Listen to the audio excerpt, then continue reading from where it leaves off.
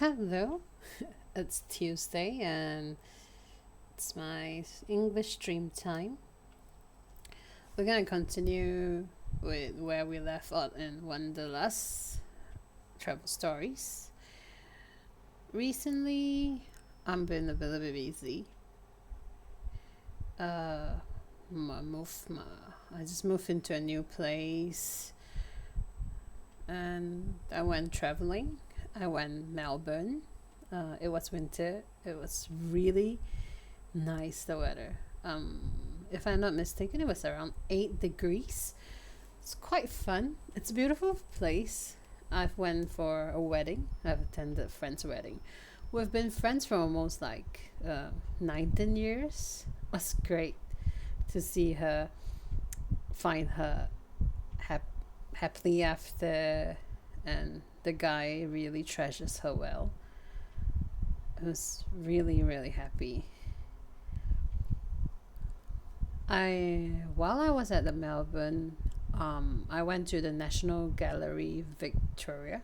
I think that's what they call it, NGV. They were having the Egyptian exhibition. It was wonderful. Oh my god! It's like, how did they manage to preserve 5,000 years of stuff? It was really wonderful. It was a great trip. If any one of you have recently traveled, let me know. Now let's get back into the game.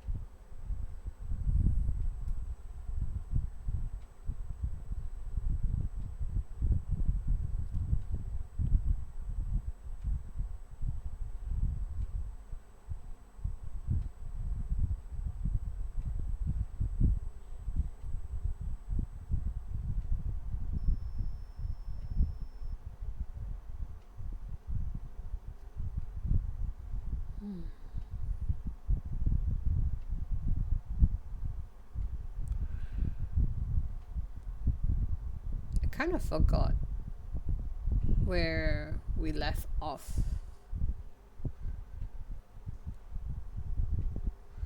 I think Henriette's story was complete. Oh, it was. We're back to Easter Island, and we're not sure whose story is next. Let's see, they are at Ahu Tongariki. The Moai statues. Putting the pieces together. The sun was high above the Moai when Henriette and Henry finished the story. Martine or Ardilla?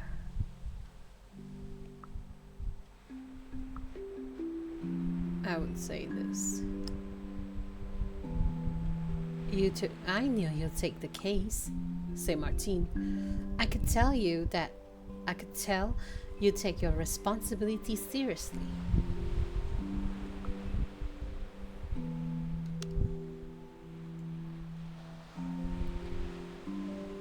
I adore your photos, Henry.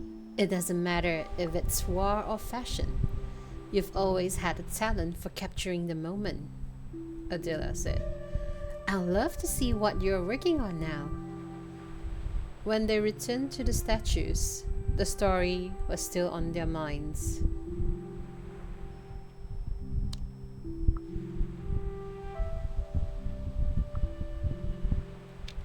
She looked at Henry. Henry and Adelia circled each other carefully.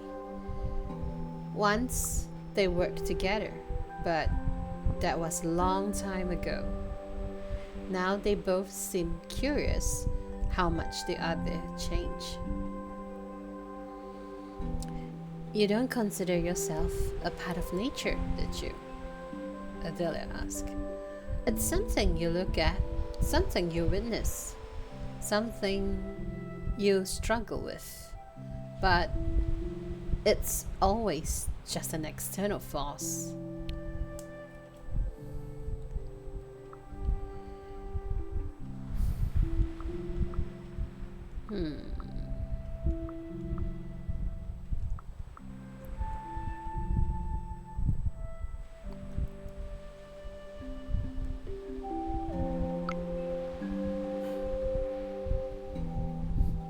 I'm not interested in getting all philosophical about it, Henry scoffed. We live on this planet, we fuck it up, we'll continue to fuck it up, that's pretty much it. How can you say that? Martine frowned. There's still a lot that can be done.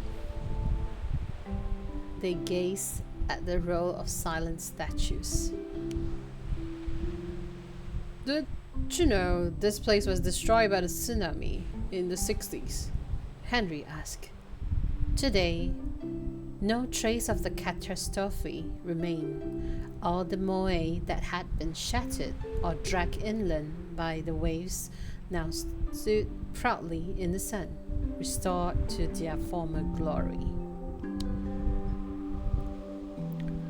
Never judge a book by its cover, right? Tomek paused and looked at the moai. It doesn't matter how much you spend looking at something. You still might never understand what you're looking at. They didn't comment, preoccupied with planning the rest of the day. Soon, they were joined by Mathieu, Henriette's husband. Sorry for not coming sooner. I was sitting on the plane between these two for so long. He rolled his eyes. I had to spend a little time alone. I'm sure you know them as a lovely pair, he continued, a sarcastic smile creeping across his face. But they develop a dynamic when they're together for too long. With notice, Tomek grinned at him. So, what have you been doing? I'll tell you over lunch, he said as they started to get their things together. But there's a complex of volcanic caves. They walk away discussing what they would see next. The moai steadfastly watching as they went.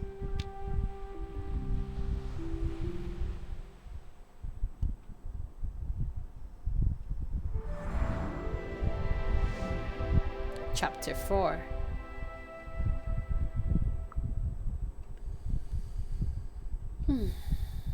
Martine's story is 15 minutes. Tomek's is also 15, and he is in Papua New Guinea. Oh, Australia. Who's next? Henry was at Faroe Island. Silski. Where is this?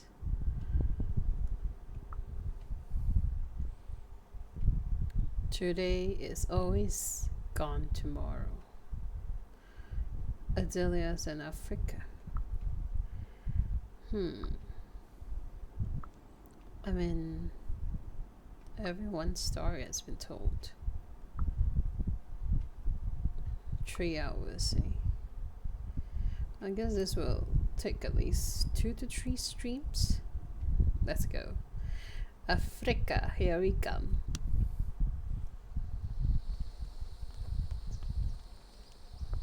Umupei.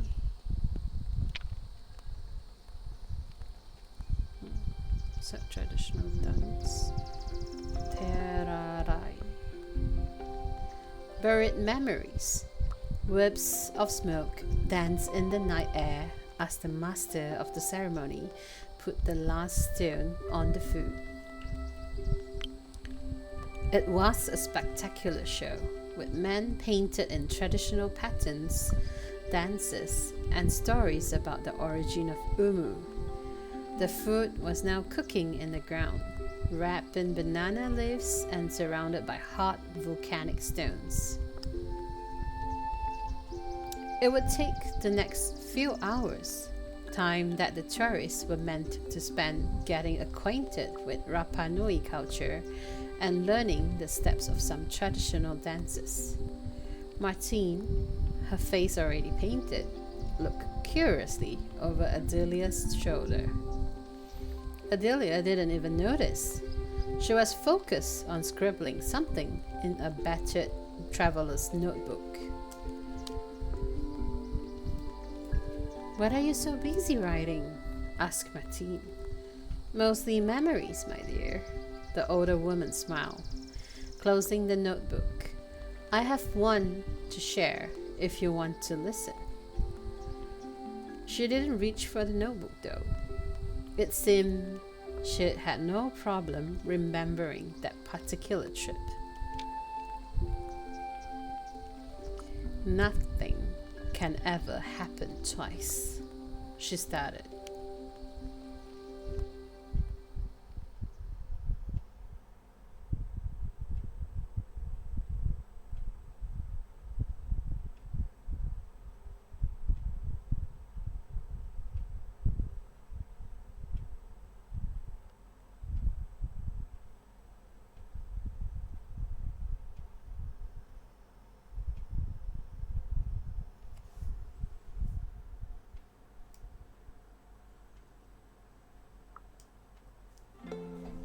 Today is always gone tomorrow. Africa.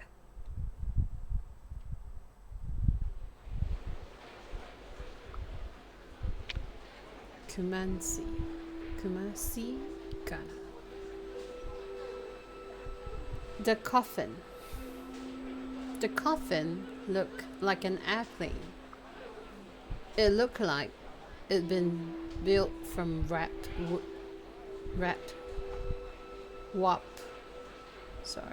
It looked like it'd been built from wrapped wooden planks.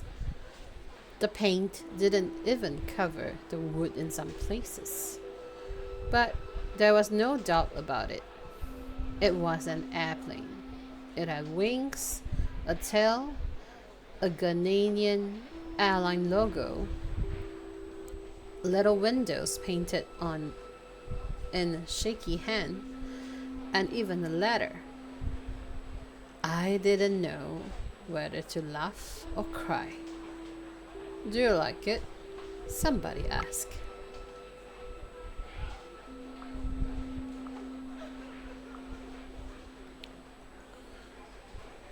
I don't know. What was there to like? This strange artifact contained my friend's body. The mourners danced around the coffin, pouring liquor on it to call forth ancestral spirits. I look at it indifferently. My days of journalistic curiosity were long gone. I hadn't been in Africa for what seemed like an eternity. The last time I visited Ghana was almost 30 years earlier. Everything here reminded me of at war. The smell of the air, the prints, the smell of the air, the prints on the dresses, the sing-song cadence of a language, Twi, which I'd never learned. The funeral was grandiose, just as I'd expected. It wasn't uncommon for families to spend thousands of dollars on them. The coffin alone must have cost hundreds. There were fresh flowers everywhere, and canopies hung over a table piled high with all kinds of food from around the world. I even spotted some hamburgers. She was a worldly person, after all. If she'd been there,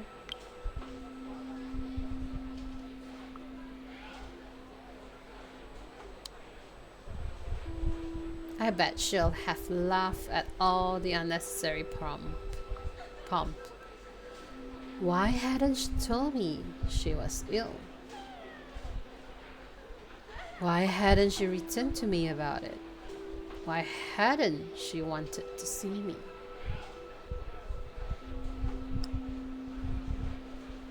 When her father called me and told me she'd died of pancreatic cancer, for a minute I thought he was mocking me. Is this your idea of a sick joke? I asked coldly. No, he said, and something in his voice made my heart sink. Funny how you can feel your heart fall through your body to the ground, leaving a gaping hole behind.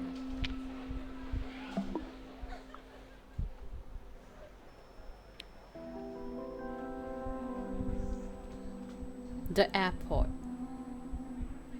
airport.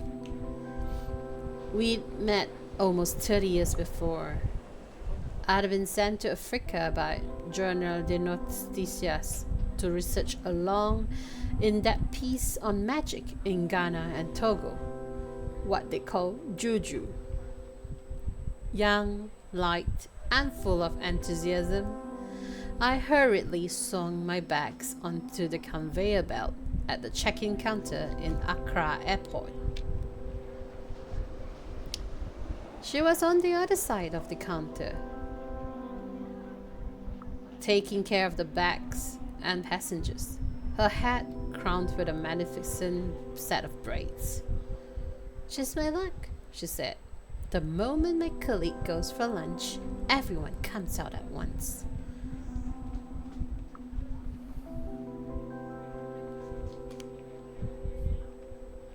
Yep, sounds like a man, I answered.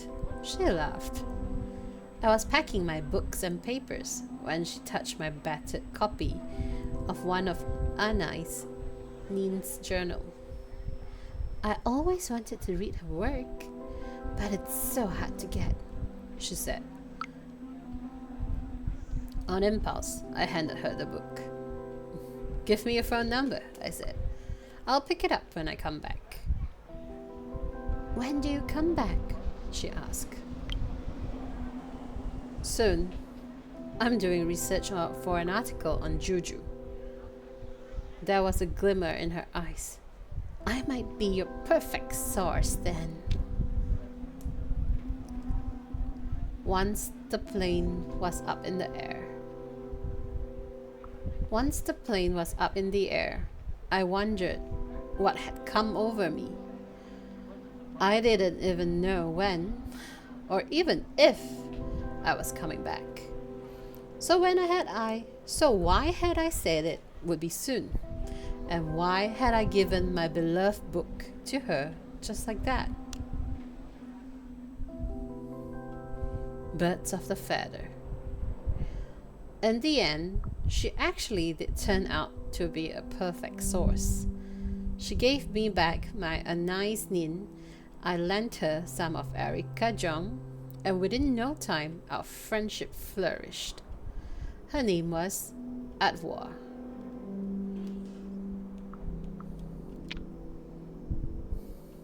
We talk about love, politics, and art. I learned from her that there was no need for a sexual revolution in Ghana because everybody had always been happy to sleep with each other anyway. But still, nobody really cared about women's rights.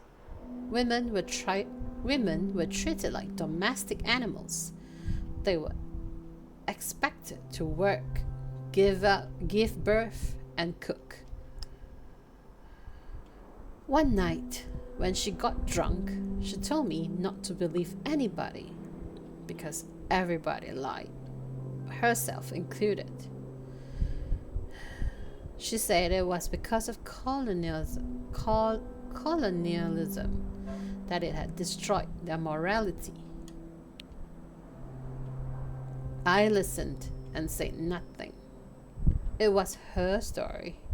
And then she said that it was very useful to believe in God, but it was even more useful to believe in more than one God. And that no matter what God you believe in, you should be scared of juju. Do you believe in juju? I asked. My mother told me that when I was born, I was cursed to be forever unhappy.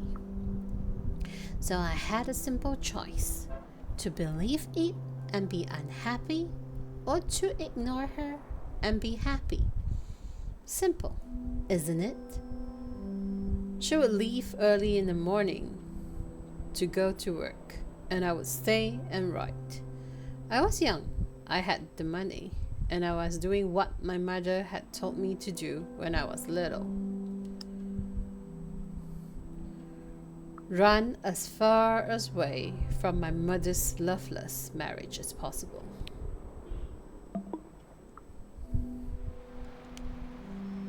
Present day. As I look at that absurd coffin, it all came flooding back.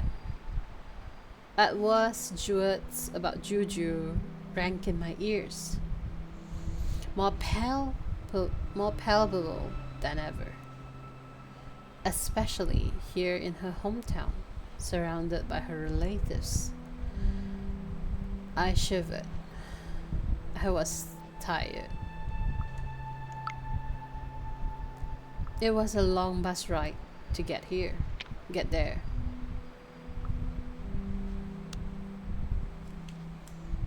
Bus stop. When I got to the bus stop at about 6:30, I was the only person there. I remembered Edward's words, so I waited patiently. Soon, everybody was finally there. Someone led a round of prayers for our safe journey. Then someone needed to get their water.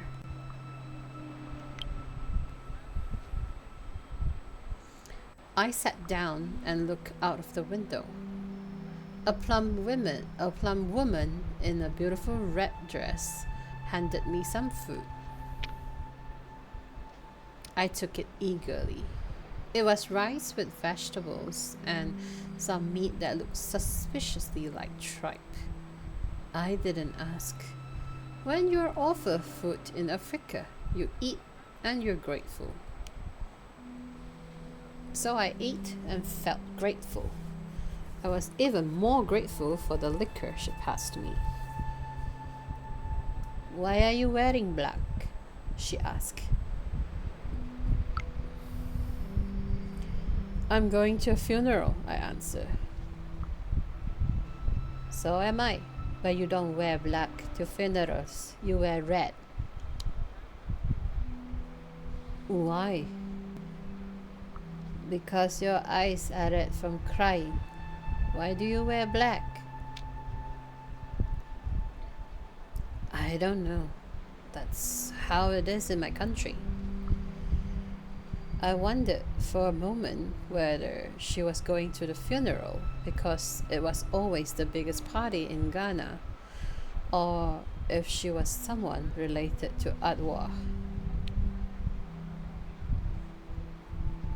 I'm Amma, she said, Adwa's sister. The name didn't ring any bells, but then in Ghana, people called their friends and distant relatives brothers and sisters. And that's when I had the strangest conversation of my life. When you die, how many days do you want to spend in the morgue? I don't care, I said. I shrugged. I'll be dead anyway. How old do you want to be when you die? I never thought about it. I'd rather not die. Another question. How much money do you spend on funerals in Europe?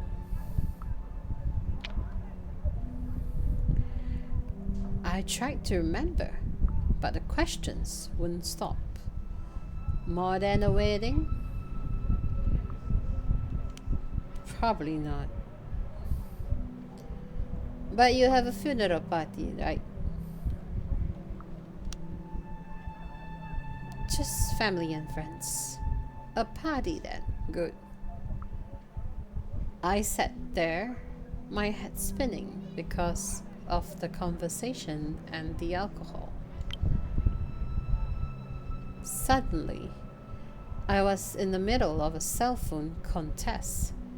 Phones don't need to be used in Ghana, but they are social status symbols. You need to have the right one.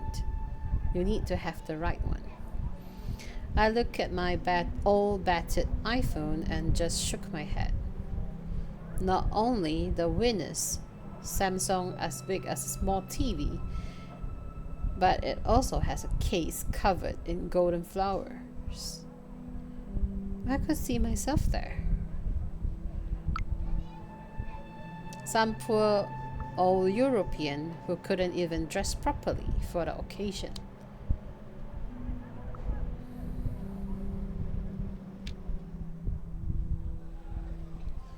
Present day. Edward's father started to read her obituary. He was just as I remembered him. Stern, composed, proud. She was baptized on April 2nd, 1963. 63. 3. Okay, never mind, let's start again. She was baptized on April 2nd, 1963. She took her first communion on May 12, 1970. She was happily married. I listened to him, slowly seething with anger. No, she wasn't, I thought. She didn't want to get married. She was a good daughter and sister, always hardworking and strong. Always hardworking and strong. No, she wasn't, I thought again. At least not for him. When she was alive, he was ashamed of her. Her entire life was devoted to what she always dreamt of doing, managing an airport.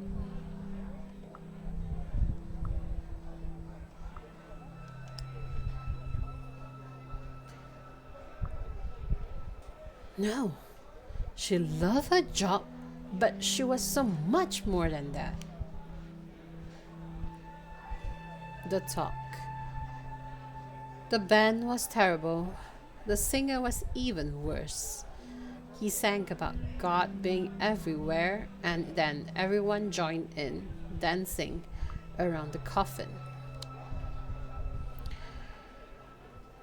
I drank another shot of home distilled ekfetishi. I hated funerals. Edward's father was standing there, on the sidelines, alone. I walked up to him. I didn't think you would come, he said when he saw me.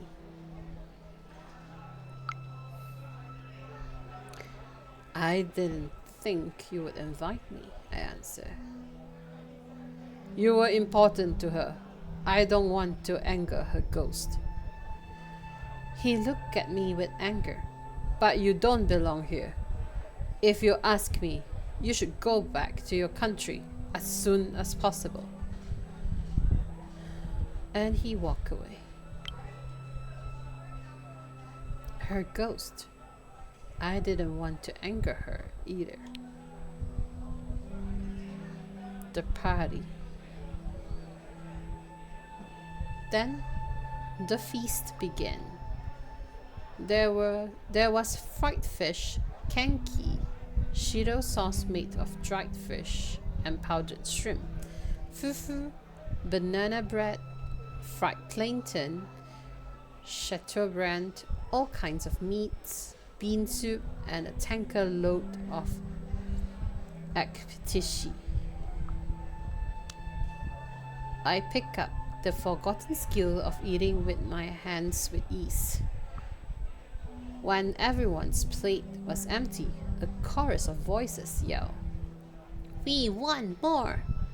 People hugged and drank to each other's health. I was starting to see why families spend all their money on funerals. And before long, people started telling stories.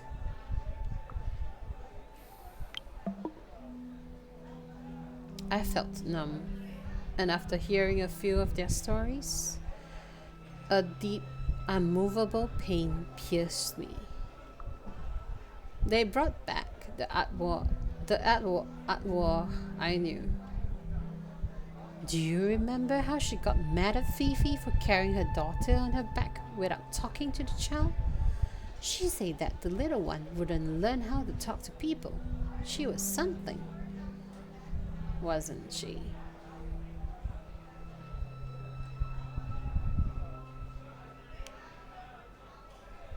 Yes, she was.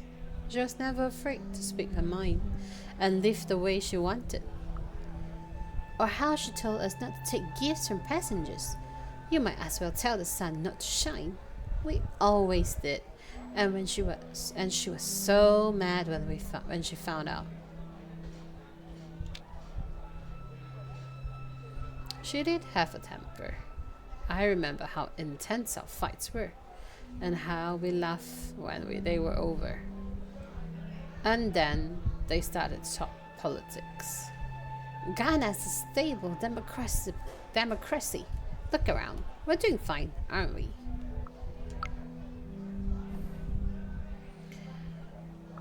Every single Obroni can fuck off. I woke up. Sorry, Adila. Don't take it personally. You're okay. We know you. Amma leaned over to me. Come on, we need to stop all this political talk.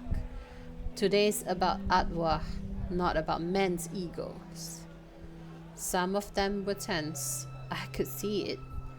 They didn't know what to expect, what memories this stranger would share. I couldn't say a word.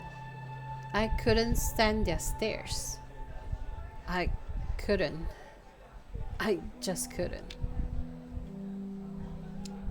Excuse me. I pushed my chair away and ran outside. The phone. My phone started to vibrate. I looked at it. It was my daughter, Clementina. She was calling from Mozambique. It suddenly struck me that she was closer than she'd been in over a year, at least geographically.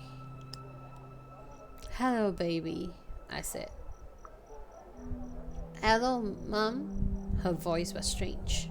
Or maybe I was drunk.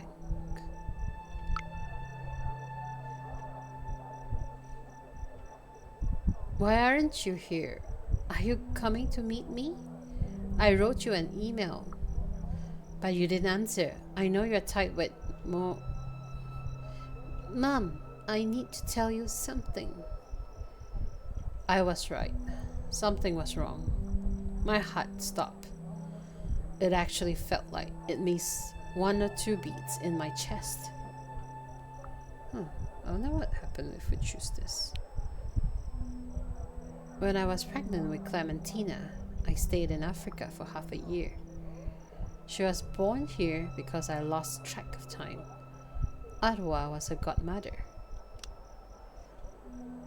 And at that moment, I knew exactly what my daughter was about to say. I'm pregnant. Oh.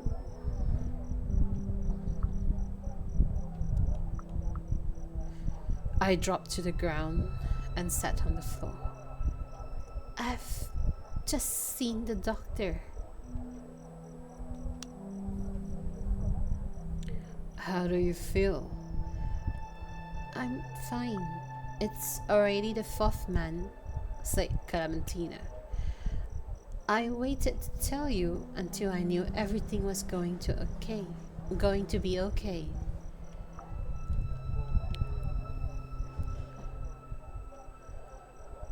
I took a deep breath and pushed it all away. The music, the loss, the anger. I needed to focus. Mom, can you come here when the child's born? I don't want to be alone. Please, Mom. You can even come now and stay with me. It's just 5 months. It's not that long. I took a deep breath. Every single nerve in my body was tingling, reminding me that I was in Africa. The air and the heat were so different, so familiar.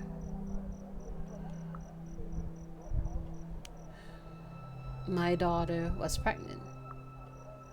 In 5 months, a child would be born. The decision. What an outrageous thought. Dropping everything and staying in Africa for 5 months? It was so simple. There was nothing in Portugal that I had to hurry back to. I had money. My husband's restaurant was doing great. I hadn't been here for so many years. Accra has changed so much. The whole continent was changing. I used to feel at home here. I had friends, and there were people I promised to visit the next time. This might be the last time, I thought. Mom? Clementina asked over the phone. I'll come, I said. I'll be there when the child is born. Oh, good. Oh, good. I could hear the relief in her voice. I'll book you a ticket and you can stay with us. No, I said. I'll be there when the child is born. I'm not going to sit on your sofa for 5 months. I'll go mad. Even more than now? She asked, and we started to laugh. Dad won't be pleased, she said as an afterthought. He never is, I answered. Things had been tense between us lately. The entirety of Africa seemed to embrace me. All the smells, the sounds, the scenery, all the roads I traveled, the people I talked to, the places I'd been. My memory spread out like a mighty river across the enormous, incredible continent. Whoa, how did 1K just drop?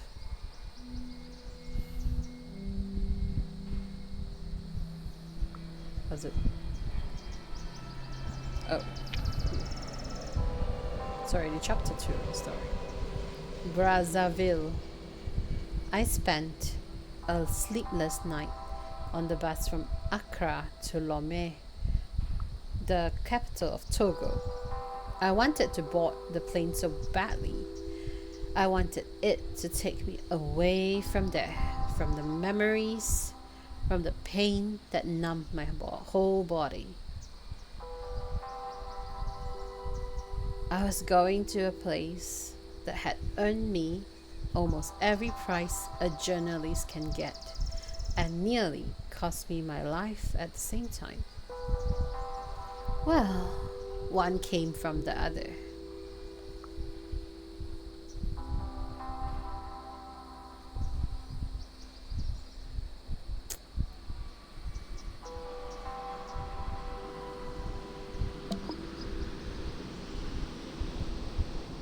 I didn't really know if I was ready to go back, but I'd made my choice and the necessary phone calls. I took a plane from Lome to Brazzaville. I sat looking through the window and purposefully ignored everyone. Everyone gave me a strange look. Africa was in my blood, I decided. It called on me, pulled at me, and it wouldn't let me go. I stood on the tarmac at Maya Maya Airport and watched the giraffes in the distance.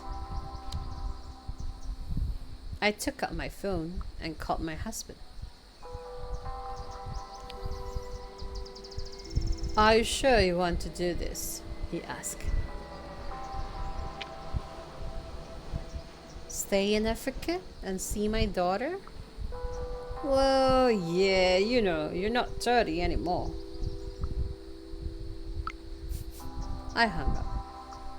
Neither is he, I said to no one in particular. The streets of Brazzaville. So that was that. I had 5 months to go. One of the giraffes seemed to be looking at me. I looked back, and then I hailed the taxi, put my luggage in the trunk, and went to Bakongo, where my friend Yves were meant to meet me.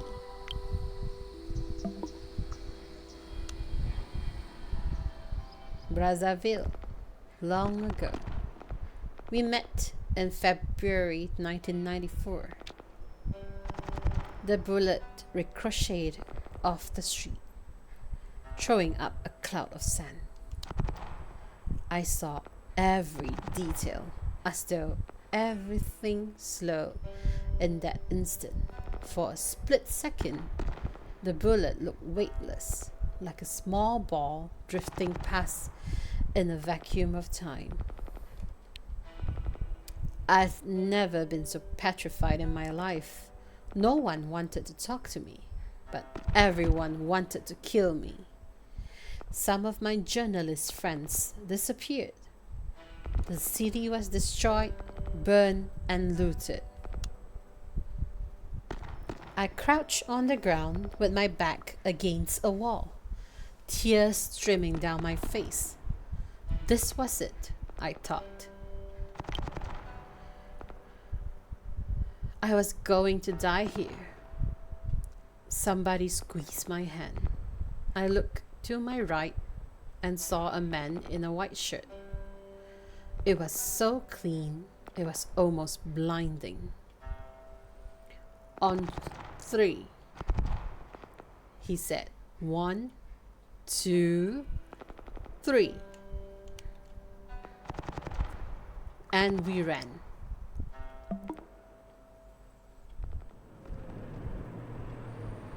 Present day.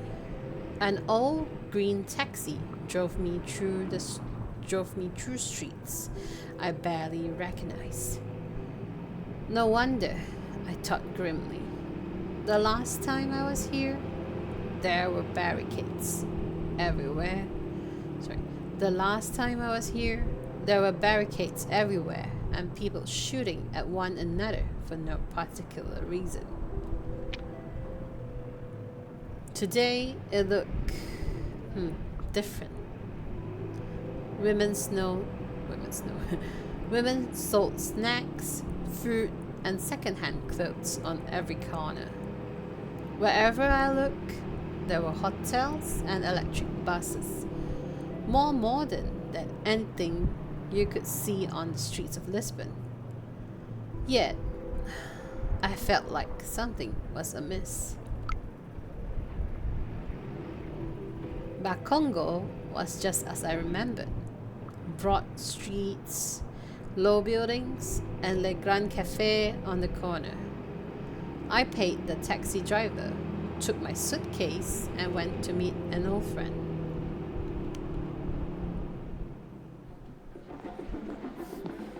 Why am I here? He was standing outside the cafe, elegant as always. He seemed shorter than I remembered, and his temples were starting to gray. He hugged me tightly and kissed me on both cheeks. "It's so good to see you," he said. "So good to see you too," I beamed. "Why did you want to meet me here?" "Please, take a seat while I go to get some coffee." He opened his palm toward the table by the cafe window. "They will be here any minute." Who? I wasn't in a mood for crowds. Les Zephyrs, of course. I remembered them. It was one of the most colorful subcultures in Africa. I immediately grinned from ear to ear.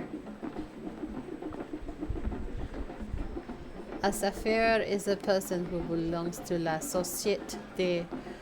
Oh my god, all the French words. La Société de Ambiancure et des Personnes Elegantes. La SAP. I don't think that's French. Might be. I'm not good at this. Yves gave me a theatrical role. We believe that we should influence the world through chic, style, and charisma. It does not matter where you come from or what your skin color is. What matters is whether you look good, and when you look good, it makes the world a better place.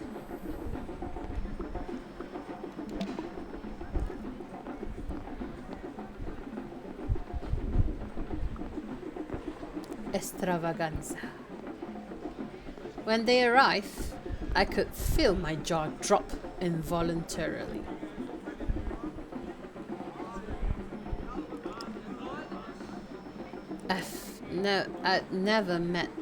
I never seen men as elegant and as eccentric in my entire life. They look like they just stepped out of a luxury fashion magazine, and it was so colorful that it was almost surreal in contrast to the cracked, dust-stained city around us, like beds of paradise in a concrete jungle. They walk, they talk, sometimes they touch a jacket or bend down to feel a sock. But there were no erratic gestures, no unnecessary movement. They were always so poised. Words failed me.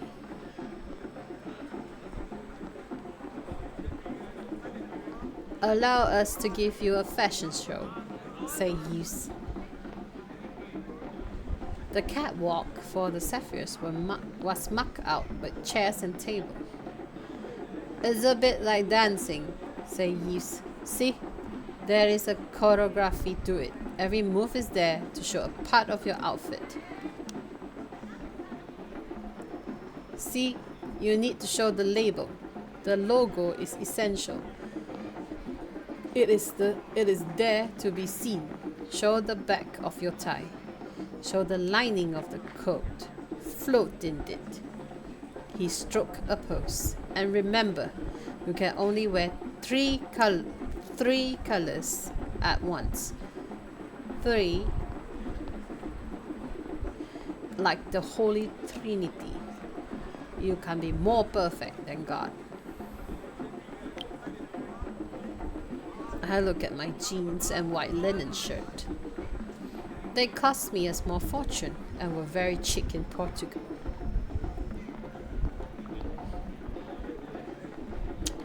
Yves was next.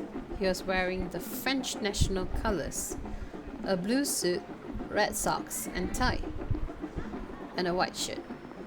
He preferred Yves Saint Laurent, of course. I could hardly believe my eyes. I could feel myself grinning. The journalist in me took over.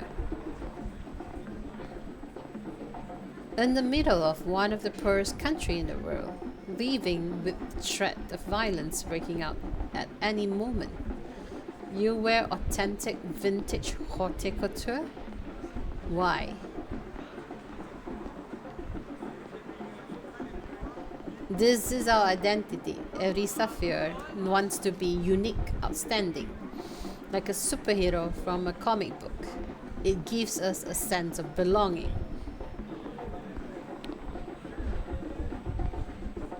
So it's more of a counterculture?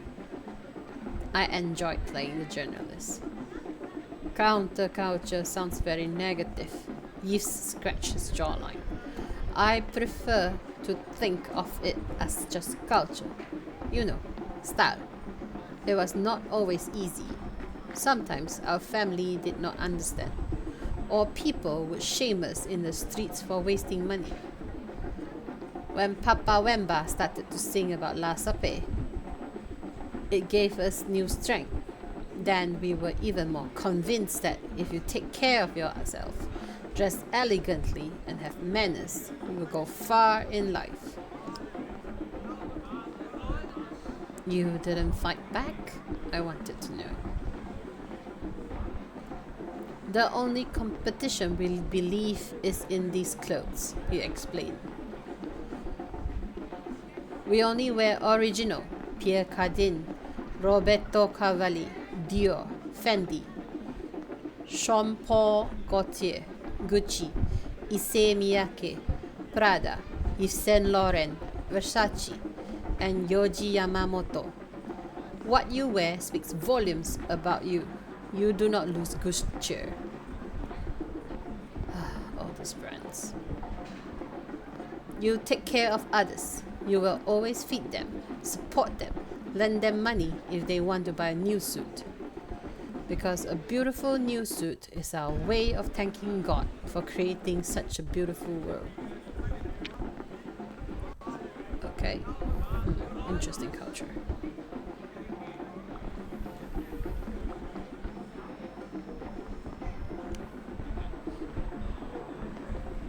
I look around.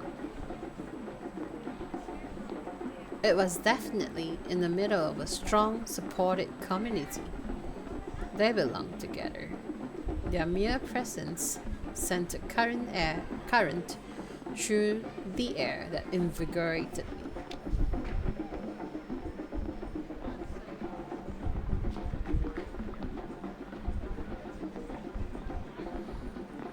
I think I'll stop here today.